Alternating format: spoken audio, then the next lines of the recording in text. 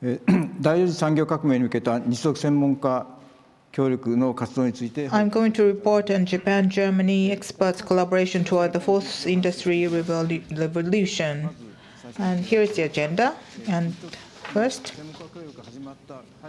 I'd like to talk about the background of how Japan-Germany expert collaboration started. Globally, activities for next-generation production are getting active.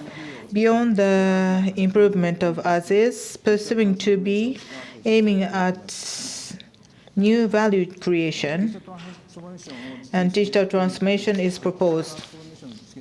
To realize digital transformation, it is important to fuse to-be states and through system of systems approach to establish open ecosystem by various stakeholders. For that, standardization and security are essential, and collaboration in non-competitive and complementary areas will be important. With this background, Japan and German governments agreed to do joint activities. Actual activities are conducted at RRI and Platform Industry 4.0. So here how it went. After IoT cooperation agreement in Japanese-German summit in 2015, in April 2016, Japan METI and Germany BMWI signed the joint statement. And now I'd like to talk about standardization and security. First, standardization system approach. For standardization, Japan and Germany formed the teams of experts. They have been conducting face-to-face and web meetings more than 20 times. And scope of activities is basic, general, long-term topics for industry and non-competitive topics. And discussion on de jure standards such as ISO, IEC is basic. For effective standardization, we decided to incorporate use cases analysis. And this is not the updated picture yet, but this chart shows centered around smart manufacturing relationship, ISO, IEC working groups to which we are contributing. We developed the Japan's activity strategy document in March of 2017 and announced on Hanover Messe. And this has been registered and stored in Platform Industry 4.0 online library. And we have taken up the navigation tool by system approach as strategy. Japan team proposed URMMM navigation tool. So URMMM can be referred by standard developing organizations and standard users. Use cases for the specific purposes are identified and translated into functions and data. Then you can search. Now there is IEC system committee established, and then ad hoc group of 4 for navigation tool has been established. And then following organization, working group 3 has been established. That is extension of URMMM. And navigation tool development is being discussed. And Mr. Nonaka of Hitachi is making great contribution. So the overview of the functions of navigation tool to be developed at IEC System Committee. You may not be able to see the details, but referring to use case and existing standard database, build the purpose system design model, and the search-related standards. And the available resources can be viewed. So it will be a useful tool to build the system leveraging the standards. And next activity is usage view for standard by system approach, standardization by system approach. So We are utilizing RA idea by ISC as top-down approach for usage view. So from application scenario as usage view, more detailed use case description is developed. Through function view, the services or standard requirement will be identified. And this is a use case analysis view. And I'm going to explain more in the following slides, but value-based service and asset administration shell area have been dealt with in the usage view analysis. And the report has been already announced, and you can read on you can download from Platform Industry 4.0 or RRI online library. So this is the first example of usage view, and that is the value-based service view. In Platform Industry 4.0, application scenario is considered as high-level system building description. And application scenario is described with a 3-letter acronym in Platform 4.0, and it is displayed on top of product or production lifecycle. So these are the value-based service related to product maintenance. And that is the application scenario, as you can see on the slide with the red circle.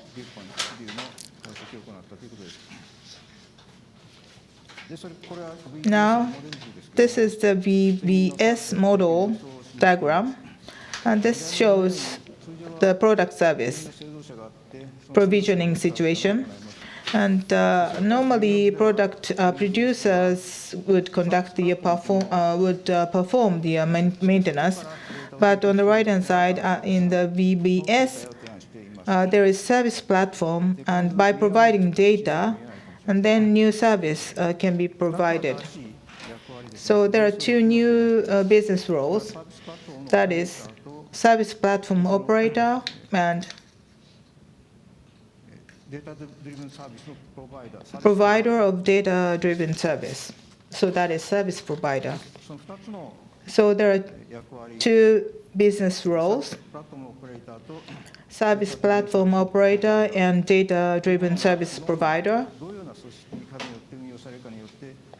And depending upon how they are operated, there are various business styles and modes.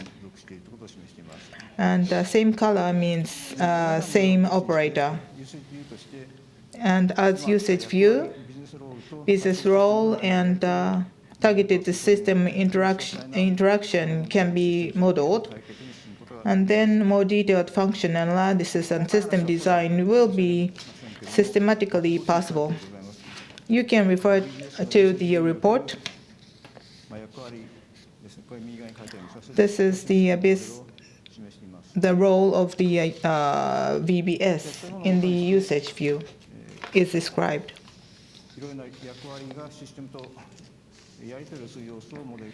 And the interaction with the system is modeled, and then information flow and necessary function can be analyzed.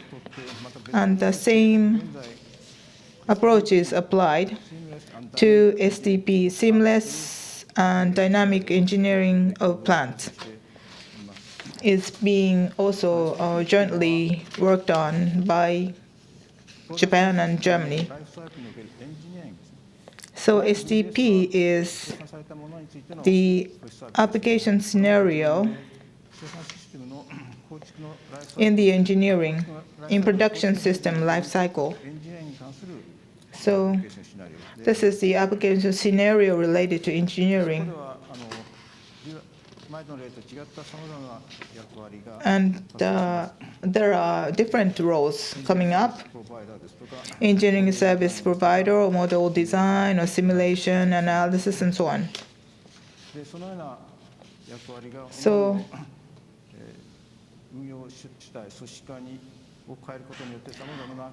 by having different operators, those business roles would create different business scenarios. And this is still under consideration. So in the next Hanover Messe, I hope that we can make an announcement. And another one is asset administration shell, and we are dealing with this. AAS, asset administration shell, as you know, is the assets digital expression. So same assets can have many different ASS corresponding to different functions. So according to different function, you can see different AAS. And of course, these assets are not only physical substance, but software, information, document, and people. As usage view, ASS can be displayed or described in this diagram. The diagram is too busy for you to see, and please refer to that in the library. Purple box indicates physical asset, and then ASS is set for the physical asset, and asset consists of asset service registry and asset service. So please refer to the report for the detailed explanation. So when you apply to VBS usage view, and then ASS usage view is described as shown. So in this case, asset is machine, and then necessary functions are defined here. And for each function, there are roles. There are roles with the function, and then when the operators are different, and then different models can be created. So you can see in this case, green and orange roles are defined. So machine operator and machine provider are described here.